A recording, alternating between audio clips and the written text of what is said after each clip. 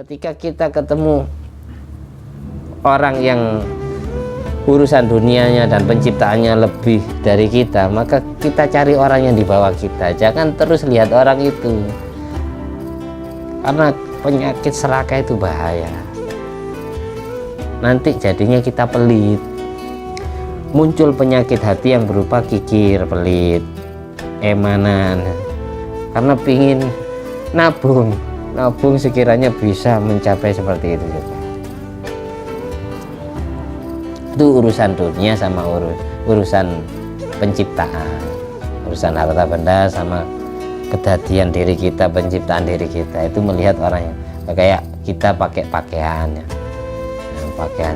ketemu orang yang pakaiannya lebih bagus dari kita, maka kita carilah orang yang pakaiannya lebih jelek dari kita dalam segala hal, bukan hanya urusan uang, urusan kendaraan, urusan pakaian pun kayak gitu.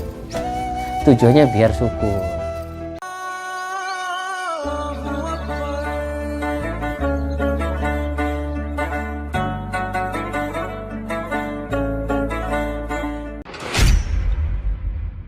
Assalamualaikum warahmatullahi wabarakatuh. Alhamdulillahirabbil alamin alladzi bi ni'mati tatimmus sholihat wa bi dzikri sulahai tatanazzalur rahmat wal barakat. Wassalatu wassalamu ala sayyidi sadat sayyidina maulana Muhammadin qutbil qadat wa ala alihi wa ashabil anjumi zahirat, amma ba'du. Allahumma sholli ala ruhi sayyidina Muhammadin fil arwah wa ala jasadi fil ajsad wa ala qabri fil kubur wa ala alihi washabihi wasallim. Rabbi shrah li sadri wa yassir li amri wa hlul 'uqdatam min lisani yafqahu qawli. Rabbi zidni ilma warzuqni fahma. Allahumma ftah alaina futuhal arifin waj'alna khalisatan liwajhikal karim. Allahumma ftah alaina futuhal arifin waj'alna khalisatan liwajhikal karim. Allahumma ftah alaina futuhal arifin waj'alna khalisatan liwajhikal karim. Allahumma rzuqna fahman nabiyyin wa ilhamal malaikatil muqarrabin. Allahumma nawwir qulubana binuri hidayatika kama nawwartal ardha binuri syamsika. Allahumma nawwir qulubana binuri hidayatika kama nawwartal ardha binuri syamsika. Allahumma nawwir qulubana binuri hidayatika kama nawwartal ardha binuri syamsika. Rabbana anfa'na bima 'allamtana, Rabbi 'allimna alladhi yanfa'una, Rabbi faqqihna wa faqqih ahlana wa qarabatin wa ashabin lana fi dinina. Allahumma inna na'udzubika min ilmin la yanfa' wa qalbin la yakhsha wa amalin la yurfa' wa du'ain la yusma'. Allahumma inna na'udzubika min azabil qabri wa min azabin nar wa min fitnatil mahya wal mamat wa min fitnatil masihid dajjal. Allahumma a'inna ala dzikrika wa syukrika wa husni ibadatik. Amin. Allahumma sholli ala sayyidina Muhammadin wa ala ali sayyidina Muhammad ma'danil judi wal karam ba'il ilmi wal hilmi wal hikami wa barik wa sallim. Alhamdulillahi rabbil alamin. Di malam hari ini kita meneruskan pembacaan kitab Nurul Iman min kalami Habibir Rahman Jama'a wa Tartib Habib al-Alama at-Ta'ilallah Umar bin Muhammad bin Salim bin Hafid radhiyallahu anhu rahimahullah ta'ala. Pertemuan yang ke-13 kalinya membaca hadis yang ke-23 dari 50 hadis yang tertulis di dalam kitab ini. Semoga ilmunya jadi manfaat dan barokah fiddin wa dunya wal akhirah, khususnya bagi kita pribadi, umumnya bagi yang hidup di sekitar kita, kerabat maupun sahabat kita, maupun yang mengikuti pengajian ini secara media sosial. Mudah-mudahan semuanya mendapatkan ridha Allah, jalan hidupnya diatur oleh Allah ke jalan yang diridhoi oleh Allah dan diridhoi oleh Rasulullah SAW, menjadi manusia, menjadi umat yang selalu membanggakan hati Nabi Muhammad SAW, mempunyai pasangan hidup yang serasi, urusan dunia agama akhiratnya, mempunyai anak dan semua keturunannya sampai hari kiamat, termasuk ibadillahi sholihin, hamba-hamba Allah yang soleh, takwa, iman, dohir batinnya, jadi hamba yang ahli ilmu dan ahli mengamalkan ilmu. ahli Al-Quran, menghafalkan Quran, dan ahli mengamalkan isi kandungan Al-Quran, dan ahli hadis dan mengamalkan hadis Nabi Muhammad SAW. Al-hadi niyat wa ala kulli niyatin sholihah wa ala kulli mana wa salafus sholeh wa ala kulli niyati jami'i masyaikhina wa jami' awliya Indonesia bil akhas awliya tis'ah wa ala kulli niyati jami'il ulama wal awliya wa syuhada al-madhkura sema'um fiha hadhil kutub bijayna bil Mustafa wal Mujtaba Muhammadin sallallahu alaihi wa alihi wasallam amin wa bisiri asraril Fatihah. A'udzu billahi minasyaitonir rajim. Bismillahirrahmanirrahim. Alhamdulillahi rabbil alamin arrahmanir rahim maliki yaumiddin. Iyyaka na'budu wa iyyaka nasta'in ihdinas siratal mustaqim siratal ladzina an'amta 'alaihim ghairil maghdubi 'alaihim waladdallin amin. Bismillahirrahmanirrahim. Allahu la ilaha illa huwal hayyul qayyum la ta'khudhuhu sinatun wa la nawm lahu ma fis samawati wa ma fil ard man dzal ladzi yashfa'u 'indahu illa bi idzni ya'lamu ma baina aydihim wa ma khalfahum wa la yuhituna bi syai'in min 'ilmihi illa bima syaa'. Wasi'a kursiyyus samawati wal arda la ya'uduhu hifdzuhuma wa huwal 'aliyyul 'azim. Bismillahirrahmanirrahim. Qul huwallahu ahad, Allahus samad, lam yalid wa lam yulad wa lam yakul lahu kufuwan ahad. Bismillahirrahmanirrahim. Qul a'udzu birabbil falaq min syarri ma khalaq wa min syarri ghasiqin idza waqab wa min syarri naffatsati fil 'uqad wa min syarri hasidin idza hasad. Bismillahirrahmanirrahim. Qul a'udzu birabbin nas malikin nas ilahin nas min syarril waswasil khannas alladzi yuwaswisu fi sudurin nas minal jinnati wan nas. Alhamdulillah.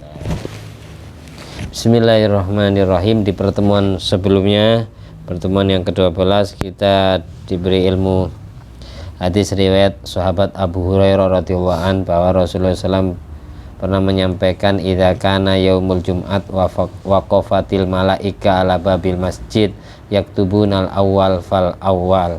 Ketika datang hari Jumat, maka malaikat-malaikat Allah diam atau duduk di pintu masjid yang dihadiri orang untuk menunaikan sholat Jumat.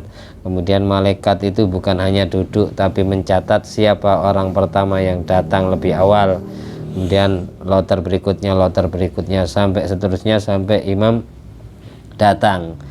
Wa mithlul mahjar kamathalil ladzi yuhdi badanatan tsumma kalladzi yuhdi baqaratan tsumma kabasan tsumma dajajatan tsumma baidatan.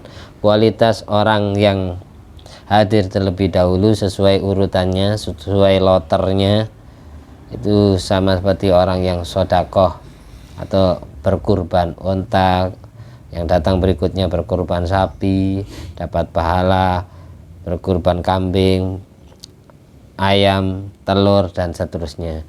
Sampai kapan malaikat berhenti nulis atau mencatat nama-nama orang yang datang itu? Fa idza kharajal imam tawu suhufahum wa yastami'una dzikra.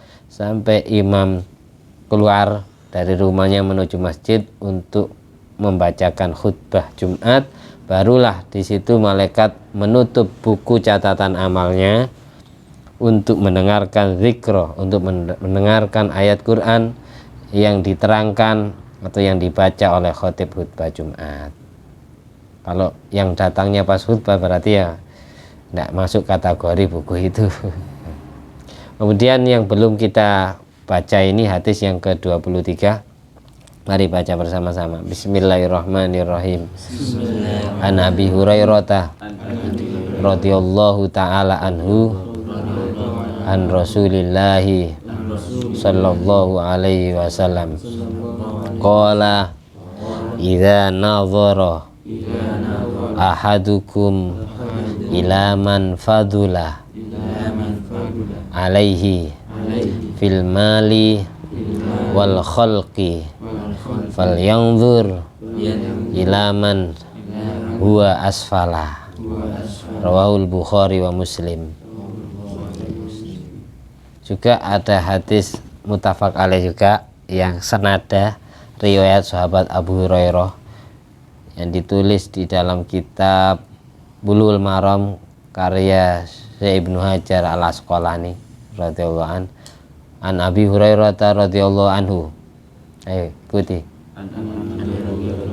Qala Rasulullah sallallahu alaihi wasallam unzuru ilaman huwa asfala minkum wala tanduru ilaman huwa fauqakum fa huwa ajdaru alla tazdadiru fa huwa ajdaru alla tazdaru nikmatallahi alaikum.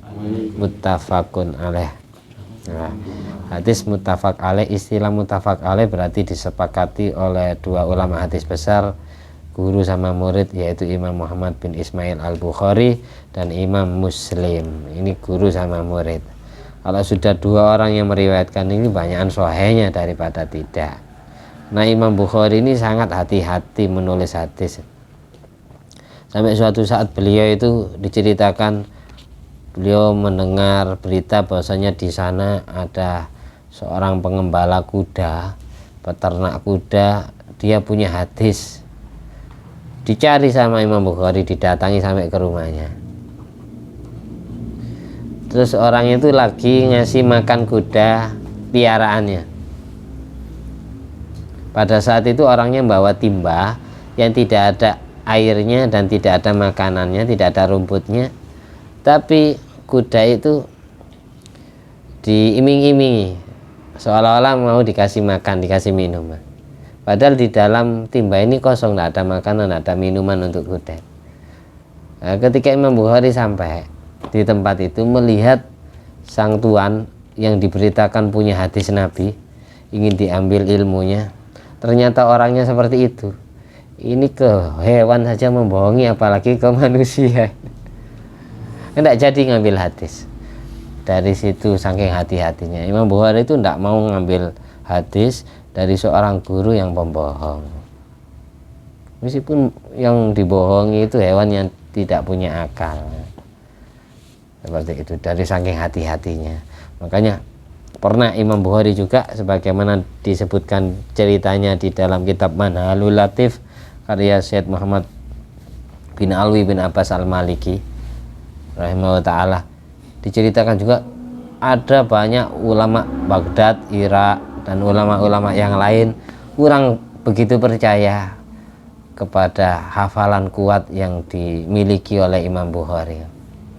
Sampai suatu saat Imam Bukhari diundang, ya, ada ribuan hadis yang disediakan oleh para ulama tersebut. Hadis itu sengaja diacak, perawinya dibikin salah. Nah, itu semua ulama ngetes Imam Bukhari, coba ini benarkan semua hadis ini, cocokkan yang meriwayatkan ini siapa ulamanya, siapa perawinya. Jadi sudah dibikin amburadul, acak-acakan, ya, suruh paskan perawinya. Imam Bukhari sebentar, ternyata semuanya tidak ada yang meleset salah, semuanya benar. Setelah dicocok-cocokkan sama Imam Bukhari, hafal begitu. Jadi hafalan Imam Bukhari bukan hanya sebatas lafadz hadisnya saja, tapi yang meriwayatkan siapa saja hadis ini. Nah, yang jelas hadis itu sabdanya siapa? Sabdanya Rasulullah SAW. Rasulullah ini kan ngomong, didengar oleh para santrinya, sahabat-sahabatnya. Sahabatnya punya murid, muridnya punya murid, muridnya punya murid, muridnya bermisalnya, seterusnya sampai ke Imam Bukhari, sampai ke Imam Muslim. Seperti itu. Imam Bukhari, saya meriwayatkan hadis dari guru saya bernama ini, guru saya dari ini, guru saya dari ini, guru saya dari ini, sampai nyambung ke Rasulullah SAW. Itu sanad perawinya, lafadznya sama, hafalan kuatnya sama, baru ditulis sama Imam Bukhari. Sanadnya jelas. Oh, jarak Imam Bukhari ke sahabat Abu Hurairah jauh. Imam Bukhari muridnya Imam Ahmad bin Hanbal. Imam Ahmad bin Hanbal itu muridnya Imam Muhammad bin Idris Asy-Syafi'i. Imam Ahmad bin Hanbal orang Spanyol, Imam Bukhari orang Bukhara. Seperti itu.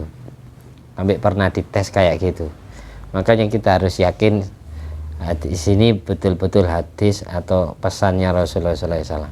Apa yang kita baca tadi keterangannya gini, idza nadhara ahadukum, ketika kalian sudah, salah satu dari kalian melihat, ilaman fadula alaihi fil mal wal khalqi, terhadap orang lain yang punya kelebihan dalam urusan harta benda, dalam urusan penciptaannya, falyanzur ilaman huwa asfala, maka lihatlah orang yang kualitasnya ada di bawah kamu, jangan di atas kamu. Juga hadis yang serupa dengan ini, unduru ilaman huwa asfalu minkum, lihatlah kalian semua terhadap orang yang lebih rendah dari kalian. Wala tanzuru ilaman huwa fauqakum, janganlah kalian melihat kepada orang yang kualitas dan mutunya ada di atas kamu. Bahwa ajadaru, hal itu sangatlah layak kalau sampai kamu tidak melihat kepada orang yang di bawah kamu, yang kamu lihat hanya orang yang di atas kamu. Alla tazdaru nikmatallahi alaikum, hal itu menyebabkan, tujuannya adalah agar kamu tidak gampang meremehkan nikmatnya Allah kepada kamu. Lihatlah orang yang di bawah kamu, jangan lihat orang yang di atas kamu, karena tujuannya adalah agar kamu tidak gampang meremehkan nikmatnya Allah yang Allah berikan kepada kamu. Saya punya guru, Syekh Nawawi Abdul Jalil Al-Maghfulah. Syekh Nawawi Abdul Jalil itu kalau punya sesuatu pingin yang di atas orang-orang yang di sekitarnya. Dulu punya mobil misal Innova, ada tetangganya yang beli Innova, Innovanya dijual, ganti Fortuner. Ada tetangganya yang juga beli Fortuner, Fortunernya dibuang, beli mobil Alphard, dan seterusnya. Bukan berarti kiai itu menampakkan kesombongannya atau pamer urusan dunia, tapi tujuannya tidak lain biar hatinya selalu syukur, matur suwun, terima kasih kepada Allah, biar tidak gampang ngelirik kepunyaan orang lain. Ketika hati kita, semisal kita naik, kalau mobil kejauhan ya, sepeda motor lah ya, sepeda motor kita itu sepeda motor yang Senin Kemis, yang kontaknya apa saja masuk, sendok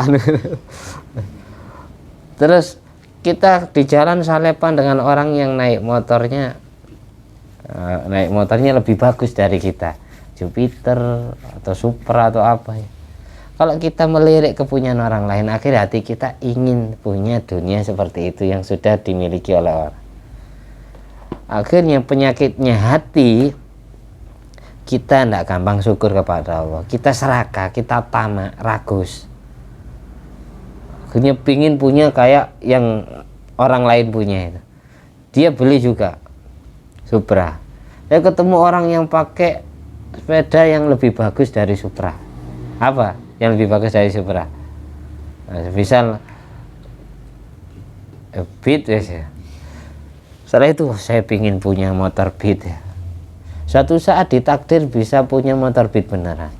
Salepan dengan orang yang sepeda motornya lebih mahal, lebih bagus dari Beat, pingin punya seperti itu juga. Akhirnya tidak syukur-syukur, kurang terus, tidak neriman, tidak qanaah, serakah, akhirnya tomak, serakah. Itu penyakitnya hati. Hati maksud daripada hadis ini, Nabi mengajarkan ketika kamu ketemu dengan orang yang punya kelebihan dalam urusan harta benda, lebih baik daripada kepunyaanmu, atau kamu ketemu orang yang dalam urusan kholqi, penciptaannya lebih bagus dari kamu ketemu orang yang lebih ganteng wajahnya daripada kamu, lebih putih kulitnya daripada kamu, atau kamu ketemu orang yang punya istri lebih cantik daripada istri kamu,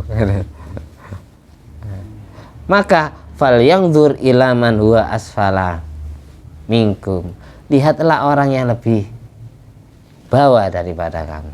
Biar apa? Biar kamu syukur kepada Allah.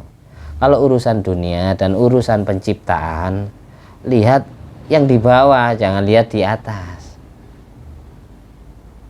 Misal contohnya kamu punya sepeda motor asal-asal bisa dinaiki ya, maka kita anjurannya untuk ngobati hati kita biar ndak punya sifat tomak serakah, maka kita melihat orang yang sepeda pancalan, alhamdulillah saya masih punya motor daripada orang itu sepeda pancalan, daripada orang itu jalan kaki ndak punya motor sama sekali, mending saya alhamdulillah masih punya kendaraan. Nah, gitu loh maksudnya. Ketika kita ketemu orang yang urusan dunianya dan penciptaannya lebih dari kita, maka kita cari orang yang di bawah kita, jangan terus lihat orang itu, karena penyakit serakah itu bahaya. Nanti jadinya kita pelit, muncul penyakit hati yang berupa kikir, pelit, emanan, karena pingin nabung sekiranya bisa mencapai seperti itu juga. Itu urusan dunia sama urusan penciptaan, urusan harta benda sama kedadian diri kita, penciptaan diri kita. Itu melihat orangnya, kayak kita pakai pakaiannya, nah, pakaiannya ketemu orang yang pakaiannya lebih bagus dari kita, maka kita lihat, carilah orang yang pakaiannya lebih jelek dari kita dalam segala hal, bukan hanya urusan uang, urusan kendaraan, urusan pakaian pun kayak gitu. Tujuannya biar syukur. Makanya saya cerita kiai tadi, kiai itu takut seperti itu, makanya pingin sesuatu yang lebih baik dari kepunyaan orang, biar apa? Nggak gampang ngelirik kepunyaan orang. Terus syukur, munculnya sifat syukur, terima kasih kepada Allah. Makanya dalam doanya Rasulullah SAW, Allahumma a'inna ala dzikrika wa syukrika wa husni ibadatik. Ya Allah, bantulah saya, bantulah hati saya agar selalu zikir kepada jenengan, agar selalu syukur, matur suwun, terima kasih kepada jenengan, agar selalu bisa melaksanakan ibadah yang terbaik menurut jenengan, bukan terbaik menurut hatiku sendiri.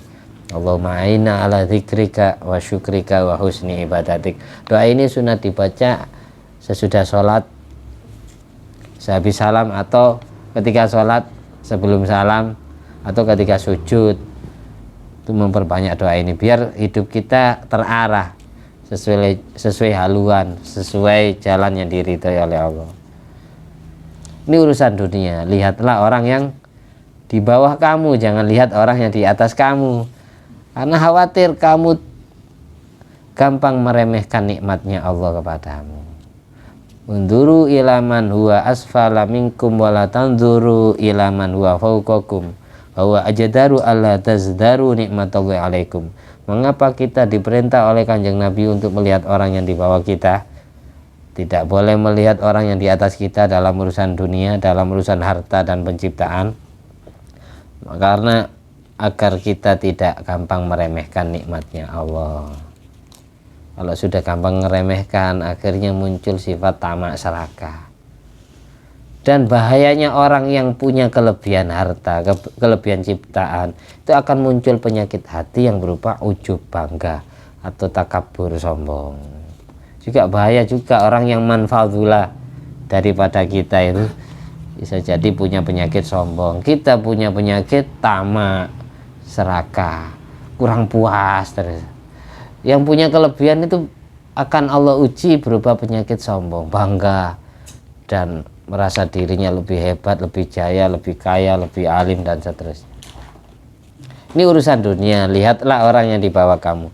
Tapi sebaliknya, kalau urusan akhirat, kita harus melihat orang yang di atas kita, kualitas dan mutunya, kapasitasnya di atas kita. Urusan ibadah itu jangan lihat orang yang di bawah kita.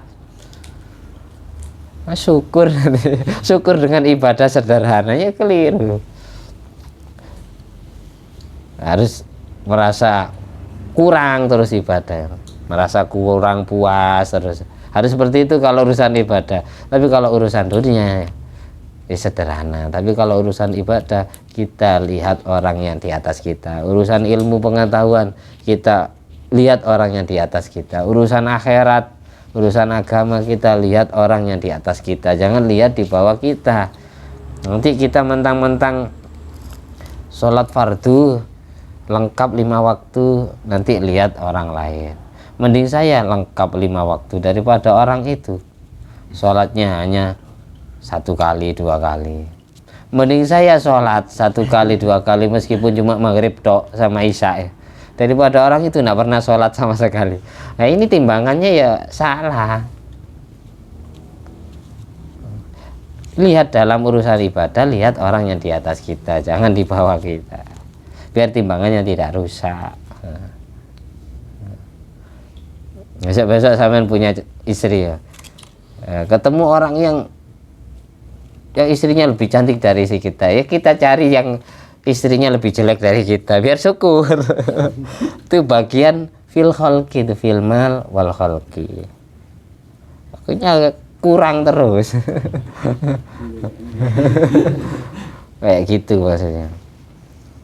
Intinya dari hadis ini kita diajari menata hati, punya akhlak kepada Allah, biar tidak gampang punya penyakit sombong, tidak gampang punya penyakit tamak, serakah. Itu di samping serakah, orang yang gampang melihat kepunyaan orang itu nanti muncul sifat hasud, iri hati. Kalau sudah iri hati, segala cara dihalalkan demi mencapai cita-citanya. Iri itu apa hasud itu? Iri lan meri dunyoe tonggo, itu maksudnya hasud itu ini, senang melihat orang lain sengsara, itu namanya hasud. Hatinya benci kalau melihat orang lain bahagia, itu namanya hasud. Ini semua aspek bisa kena ini, entah itu ulama, entah itu kiai, gus, habib, ustadz ya, orang biasa, santri maupun orang awam nggak pernah mondok, ini bisa punya penyakit hasud. Yang ulama mungkin iri sesama ulamanya, kalah pamor, kalah pangkat, kalah terhormat, kalah viral. Yang orang biasa mungkin iri masalah dagangan, dunianya. Oh itu sawahnya panen lebih banyak dari hasilnya, lebih daripada sawah saya sendiri, hanya iri. Sampean modalnya piro?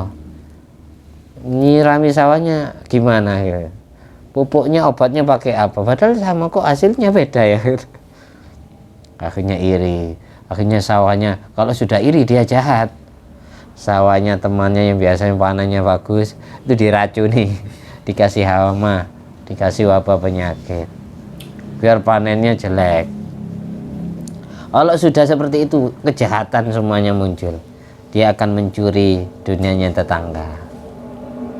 Gak punya apa bisnis misal, tetangganya si A punya salon, yang sini punya salon, salonnya sini nggak laris, yang situ laris, hanya salonnya itu dicuri yang bagus-bagus. Itu gara-gara apa? Gara-gara hasud. Makanya di surat Al-Falaq kita dianjurkan berlindung kepada Allah dari sifat iri. Qul a'udzu birabbil falaq, katakanlah Muhammad, aku minta perlindungan kepada Tuhannya Al-Falaq, Tuhannya waktu fajar, waktu subuh, min syarri ma khalaq, dari kejelekan makhluk-makhluk Allah yang Allah ciptakan, entah itu manusia, bangsa jin, binatang buas. Wa min syarri ghasikin idza waqab, dari kejelekan wabah, penyakit, virus yang Allah ciptakan di malam hari. Jadi Allah kalau buat penyakit atau kirimkan bala itu malam. Allah menurunkan musibah, bala itu malam. Makanya orang sunat sodako itu pagi hari. Bakir bis sodako fa innal bala yanzil qoblal bukur. Pagi-pagilah kalau sodako, itu pagi-pagi banget. Karena apa? Karena bala itu turun sebelum datang waktu pagi. Kalau kita sodakonya pagi, itu bala yang turun di malam hari itu tertangkis dari kita, tertolak dari kita. Kalau sodako yang pagi-pagi, sodako makanan, minuman, sodako uang, terserah semampunya. Pagi-pagi hanya secangkir kopi, tidak masalah. Snack, permen itu termasuk. Ya, tidak harus orang sodako, tidak harus uang banyak.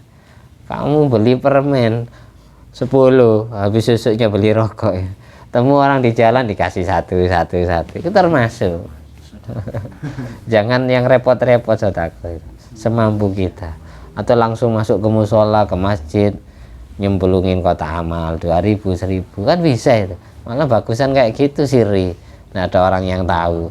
Di masjid nggak ada orang sama sekali ya, cuma siri. Mending kayak gitu, samar enteng ya.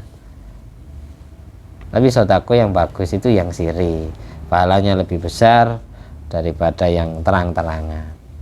Memang sama-sama baiknya namanya sodako. Intu batu sodakot fa ni'imma hiya, in tukhfuha wa tu'tuhal fuqara fa huwa khairul lakum. Kalau kamu mau terang-terangan sodako, iya baik. Tapi kalau kamu sodakonya siri, sembunyi-sembunyi, lalu kamu bagikan ke fakir miskin tanpa disadari oleh orang-orang yang disodakoi. Fakir miskin yang disodakoi itu tidak merasa disodakoi oleh kita, hanya kita dan Allah yang tahu dan malaikat pencatat amal. Bahwa khairul lakum, maka pahala sodako siri itu lebih besar daripada sodako yang terang-terangan. Sodaqatu sirri tudfi'u ghadabar rabbi wa tajlibur rizqal kasir wa tajlibul barakata war rizqal kasira. Sebagaimana kitab Wasiatul Mustafa, sodaqatu sirri, sodaqo yang sembunyi-sembunyi, tidak ada satupun orang yang tahu kecuali hanya diri kita yang tahu. Ada peribahasa, ketika tangan kanan berbuat baik maka tangan kiri seolah-olah tidak tahu. Maksudnya ketika kita berbuat baik, orang lain tidak ada yang tahu atas kebaikan kita, semuanya memvonis kita jelek, kayak gitu.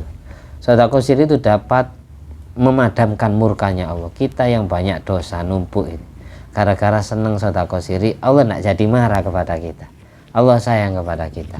Terus dapat memagnet, menarik barokah, barokah hidup kita, barokah kepribadian kita, barokah istri kita, keluarga kita, barokah anak cucu kita, barokah harta benda kita, barokah ilmu kita, semuanya Allah bikin barokah.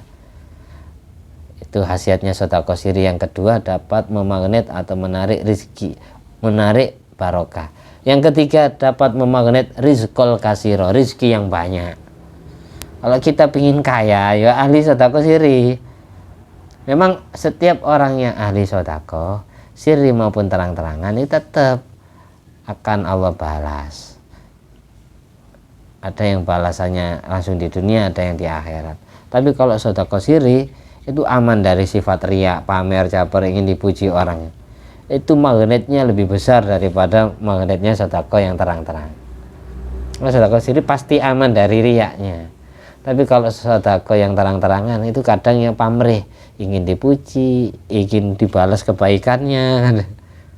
Saya sering ngasih ke kamu biar kamu baik kepada saya. Itu namanya riya. Sama riya itu. Jadi mudah-mudahan kita dijauhkan dari sifat riya itu. Bahaya nanti zong. Karena apa? Syaratnya orang dapat pahala ibadah itu syaratnya ikhlas. Tidak ada keterpaksaan mengerjakannya, terus melakukannya itu bukan karena ingin dilihat orang. Kalau sudah seperti itu namanya riya. Riya itu antonim katanya, lawan katanya adalah ikhlas. Ketika orang ikhlas berarti tidak riya, ketika orang riya berarti ikhlas gitu. Tapi di kitab Syarhul Hikam karya Syekh Abdullah bin Zaid Asy-Syarqawi, orang sedekah riya itu memang di pending, tidak langsung diterima oleh Allah. Tapi ketika kita sudah melupakan kepada nominal yang sudah kita sedekahkan itu, kita sudah lupa pernah sedekah seperti itu baru keangkat ke langit, baru diterima. Ilaihi yarfa'ul kalimut thayyib wal amalus sholih yarfa'u, baru keangkat ke langit, baru keterima. Ketika kita sudah lupa pada apa yang sudah kita sedekahkan. Awalnya ketika sedekah riya, makanya ketika kita mau sedekah ada orang, kita takut riya, terus perangi riakmu dengan riak juga. Kalau bisa umumkan, saya sedekah. Nanti kalau kita sudah lupa, baru keterima itu. Karena sudah ikhlas berarti kalau sudah lupa. Jadi karena apa? Karena orang yang nggak jadi mengerjakan sesuatu karena makhluk, itu namanya riya juga. Makanya dawuhnya Imam Fudail bin Iyad rahimahullah ta'ala, wali Fudail, Imam Fudail bin Iyad ini termasuk preman tobat, karena beliau dulu seorang perampok, terus tobat, akhirnya jadi wali besar. Beliau mengatakan tarkul amali ajlin nas riyaun, nggak jadi mengerjakan sesuatu gara-gara orang lain, itu namanya juga riya. Mengerjakan sesuatu karena makhluk riya, meninggalkan sesuatu karena makhluk juga riya. Maju kena, mundur kena. Supaya tercapai gimana? Tetap maju, nanti kamu tata niatan hatinya. Daripada kita mundur nggak jadi ibadah kan ya. Kita mau ke musola, mau ibadah, mau ngaji, takut diomongi orang, akhirnya nggak jadi ngaji. Ngaji ingin dipuji orang, riya. Nggak jadi ngaji karena takut diomongi orang, juga riya. Ya mending ngaji, nanti kita atur niatnya wis di tempat. Karena kita maju ya kena penyakit riya, kita mundur kena penyakit riya. Mending maju meskipun awalnya riya. Nanti kita tata, kita perangi nafsunya seperti itu. Ini cukup ya. Ini dalam urusan dunia lihat ke bawah, urusan akhirat lihat di atas. Makanya di syarah di hikam itu rubama kunta musian fa'arokal ihsan minka suhbatu kaman huwa aswa'u halan minka. Kadang aslinya kamu itu orang jelek, tapi hati kamu merasa paling soleh, hati kamu merasa jadi orang baik. Gara-gara apa? Gara-gara orang yang biasa kamu kumpul itu kualitasnya lebih rendah daripada kamu. Kamu biasa kumpul dengan orang sama-sama malas ibadahnya. Terus setelah disurvei, diteliti, dilihat, orang yang paling baik dari teman-teman saya ini adalah saya. Nah ini akhirnya muncul sifat sombong. Akhirnya merasa dirinya alim, paling soleh sendiri. Saya yang ternyata yang paling lengkap sholat fardunya daripada teman-teman saya. Saya paling alim. Itu kadang gitu, aslinya kamu ini orang jelek, tapi gara-gara sering kumpul dengan orang yang lebih rendah dari kamu dalam urusan ibadahmu, maka kamu merasa dirimu sombong, merasa bangga, paling hebat sendiri, paling soleh sendiri. Maka cara ngobati ini gimana? Cara ngobatinya adalah la tashab man la yudghiduka haluh wa la yadulluka 'alallah maqaluh. Jangan kau jadikan sahabat, jangan kau kumpuli, jangan kau jadikan teman, jangan kau jadikan guru orang-orang yang tingkah lakunya tidak pernah memotivasi kita, tidak pernah memberikan semangat ibadah kepada kita, dan ucapannya tidak pernah mengenalkan kita, menunjukkan hati kita tentang Tuhan kita, tentang Allah, tentang Rasulullah. Itu jangan dijadikan teman. Makanya terusannya la antas haba jahilan lam yardo an nafsi khairun min antas haba aliman yardo an nafsi. Kamu berteman dengan orang bodoh tapi tidak ahli maksiat, itu lebih bagus daripada kamu berteman dengan orang alim tapi ahli maksiat. Maksudnya apa? Yang ahli nuruti hawa nafsu. Kamu berteman dengan orang bodoh tapi istiqomah ibadah, tidak ahli maksiat, itu lebih bagus daripada kamu berteman dengan orang alim tapi sering ngajak kamu kemaksiatan. Ilmunya karena tidak bermanfaat. Jadi cari orang itu yang sekiranya gara-gara saya berteman dengan orang ini, keseharian saya tambah semakin baik. Itu berarti sahabat sejati. Kamu dapat rezeki besar dari Allah, berharga. Jangan kau tinggalkan orang kayak gitu, terus kejar kemanapun dia pergi. Karena itu teman yang bisa menolong kita kelak di dunia dan sampai di akhirat. Amin. Al-Fatihah. A'udzubillahi minasyaitonir rajim. Bismillahirrahmanirrahim. Alhamdulillahirabbil alamin arrahmanir rahim maliki yaumiddin. Iyyaka na'budu wa iyyaka nasta'in ihdinas siratal mustaqim siratal ladzina an'amta 'alaihim ghairil maghdubi 'alaihim waladdallin. Amin. At-tahiyyatul mubarakatuh shalawatut thayyibatu lillah. Assalamu alayka ayyuhan nabiy wa rahmatullahi wa barakatuh. Assalamu alayna wa ala ibadillahi sholihin. Asyhadu an la ilaha illallah wa asyhadu anna muhammadar rasulullah. Allahumma sholli ala sayyidina Muhammadin wa ala ali sayyidina Muhammad kama shallaita ala sayyidina Ibrahim wa ala ali sayyidina Ibrahim wa barik ala sayyidina Muhammad wa ala ali sayyidina Muhammad kama barakta ala sayyidina Ibrahim wa ala ali sayyidina Ibrahim fil alamin innaka Hamidum Majid.